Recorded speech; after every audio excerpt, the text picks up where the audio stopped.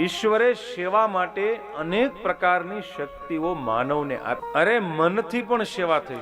સરસ, તમે ખૂબ સારું કામ કરો છો, ખૂબ સારી વાત. આ મનની સેવા છે. વાણી રૂપી સેવા આપણે કંઈક સારા શબ્દો કહીને કોઈને ઉર્જા આપીએ, કોઈની શક્તિમાં ઉત્સાહ વધારીએ, એ વાણી રૂપી સેવા છે. તન રૂપી સેવા એટલે શારીરિક શ્રમ કરી અને સેવા કરી શકીએ. ધન રૂપી સેવા લક્ષ્મીનું દાન કરીને થાય. તો આવી અનેક પ્રકારની સેવાઓ એમાં રહેલી છે.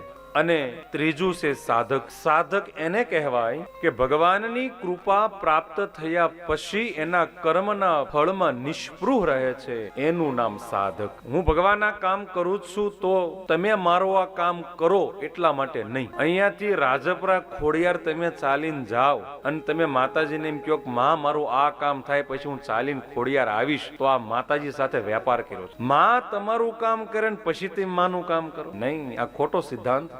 અરે હું રાજપરા ખોડિયાર ચાલીને જઈશ પછી તું માં સંભાળી, આ દ્રષ્ટિકોણ કેળવો. મારો આ કામ થાય પછી માં તને લાપસી કરું, આ તો સ્વાર્થ છે. નહીં, અત્યારે સ્વાર્થ વાળી ભક્તિ બહુ વધી. માતાજી એમ નથી કહેતા તેમ ચાલીને આવો, કાંઈ જરૂર નથી. આનથી ખાલી રાજપરાની જય કરો તો એ ખમકારી ખોડિયાર તમારા ખોળામાં આવી જાય. પણ એવી શ્રદ્ધા, ભાવના, પ્રેમ, વિશ્વાસ હોવો જોઈએ. તો શ્રદ્ધા યુક્ત જીવન વ્યક્તિના જીવનમાં આવે અને ત્યારે એ ખરો સાધક બને છે.